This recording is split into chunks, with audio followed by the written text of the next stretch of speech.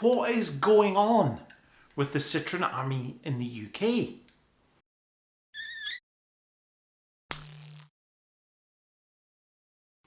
On the 22nd of September 2021, I placed a £250 reservation deposit for a Citroen Ami, the crazy little electric city car quadricycle thing that Citroen UK finally promised they were going to bring to these shores.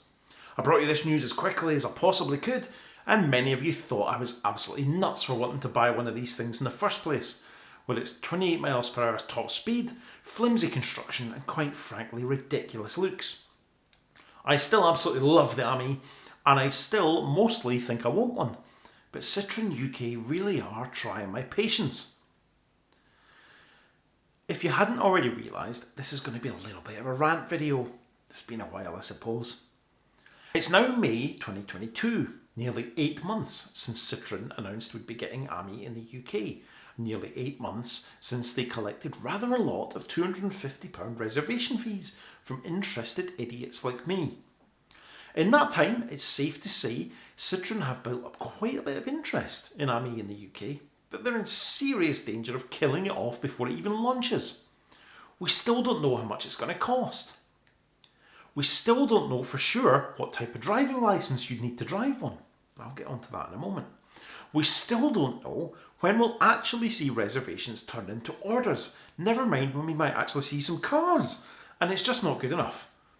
There's a Citroen Ami UK owner Facebook group that popped up when it was announced, and already there's a number of people in there saying they've cancelled or they intend to cancel because of the lack of information from Citroen.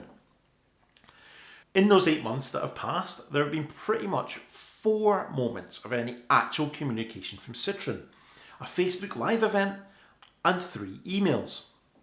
The live event was in October, not that long after the news broke and reservations opened, and it was actually a complete waste of time. Despite broadcasting live on Facebook, it was a pre-recorded video where they basically just went over the press release again, telling us nothing that hadn't already been widely reported on, not clarifying a single question that anybody had.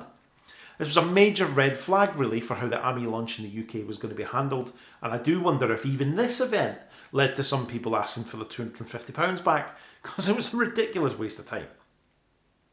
Next came the emails, the first of which was in November. Still fairly timely, I suppose, since the reservations opened in September, but it had no information in it whatsoever. Let's take a look. Thank you for placing a reservation for Ami or Ami Cargo. We are very excited to have you along with us for the journey and working quickly to ensure that you can complete an order as soon as possible following your reservation. In the meantime, find out where Ami is going next on its travels around the UK, discover news about Ami Cargo and catch up on the Ami live show. Keep an eye on your inbox for further updates in the coming months. We promise that Ami will be worth the wait. Not much to go on then, although at the time I suppose it felt like they were at least trying to stay on top of things, which is good I suppose. A few more months passed by. The rumour mill is hard at work. The price has increased in France to €7,390, which means that £6,000 price point that was being used at the time is looking a little bit distant. Then comes the second email in March, 6 whole months since the reservations opened, so it's got to be good news, hasn't it? Subject is Citroen Ami important update. Are we finally going to see some pricing? Let's check it out. Dear Gary, many thanks for your continued interest in Citroen Ami and Ami Cargo. I know that some of you reserved your Ami a while ago and have been patiently waiting for us to share more information with you. Please accept my apologies for the time it has taken to get in touch. We had hoped that we would have all the answers for you by now, but launching a quadricycle in the UK rather than our normal cars or vans is proving more challenging than we initially anticipated. However, I'm pleased to report that we are making significant progress, and I can now start to share a clearer timing plan and other important information with you. Pricing. We're very close to be able to share the final prices with you, and we will do so as soon as we possibly can. We will share this information with you before we announce this to the wider press and general public. Still no answer to the $1 million or £6,000 question then. Specification. We can confirm the following extras will be available in the UK. 4 colour packs which are self-fit, orange, khaki, grey or blue. 2 special editions, factory fit, pop and vibe. Each AMI will be delivered with a standard European 2-pin plug and a Type 2 adapter, enabling it to be charged at all UK public charging points. Please note, electric vehicles sold in the UK are required to have the ability to charge via a Type 2 charging cable, and are approved Type 2 chargers only compatible with a European 2-pin plug. I am absolutely amazed by this. It's going to come with an EU 2-pin plug, and you can charge it from a Type 2 socket using the supplied adapter. Adapters, by the way, aren't permitted for use on PodPoint, which has to be the biggest network of destination chargers in the country. So I don't know if Citroen have thought that one through. But you can't charge it using a standard 3-pin socket at home, unless you use an EU to UK adapter, many of which are not going to be rated for the current required.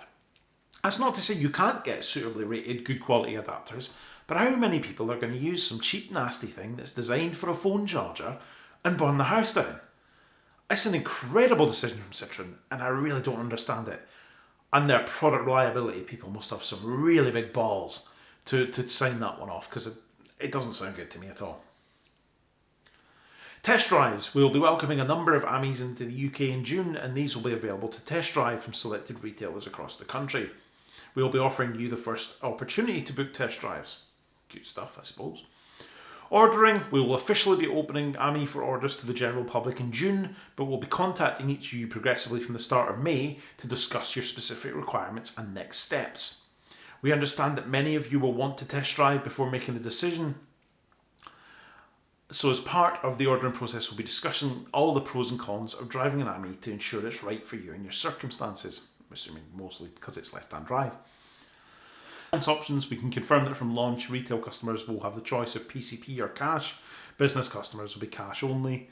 We can continue to investigate other finance options for both retail and business customers. Deliveries. We are working with our production plant to maximise the number of AMIs we can order for the UK audience based on the fantastic number of reservations we have taken so far. We hope to be able to start delivering from July onwards. Driving licence clarification. A Category AM driving licence is required to operate an AMI. A provisional licence is not sufficient. The categories are denoted on the back of your driving licence. Now, I'm confused by this one. The AM category is for mopeds and light quadricycles, not weighing more than 350 kilograms, excluding batteries if they're electric. My understanding is that the AMI weighs 425 kilograms without batteries, so it wouldn't be considered to be suitable for the AM licence category. Further clarification is definitely needed on this one, fairly urgently. But what is even worse, right, is if it does fall under Category AM, if you've got a full car licence but you passed after a certain date, including myself, you'd need a CBT to drive one. Compulsory basic training that you take to ride a moped. So I'd in theory need to go and do a course on a moped with a bunch of 16-year-olds just to be able to legally drive something that looks, feels and drives like a car. I suspect Citroen will be issuing some clarification on the licence in the very near future, because I think it's incorrect, but who knows? They're obviously fairly confident. They sent another email in April, subject Citroen AMI latest news, but as far as I can tell, it's an exact copy of the one sent in March, just blasted out to everybody again with a different subject. Pretty odd customer service strategy, really. And that's the story of the Citroen AMI in the UK so far. And I'm left a bit torn, really. I still love it, I still kind of want one, but this whole saga's been dragged out in such a crazy manner, I'm left wondering, is it worth bothering with? I've got my Kangoo ZE for short range stuff, and it's actually capable of doing a proper speed with passenger and with stuff in the back. You know, it's not limited to 28, it will just about do 70 mile an hour if you're brave. And it's definitely more sensible to stick with that, I would say, but the AMI still definitely appeals. What do you think? Should I cancel my reservation and just let Citroen get on with whatever the shambles is, forget about the AMI and move on? Or should I hang in there where I kick myself? In theory, they'll be converting those reservations to orders any day, right? Thank you for watching, and I'll see you next time.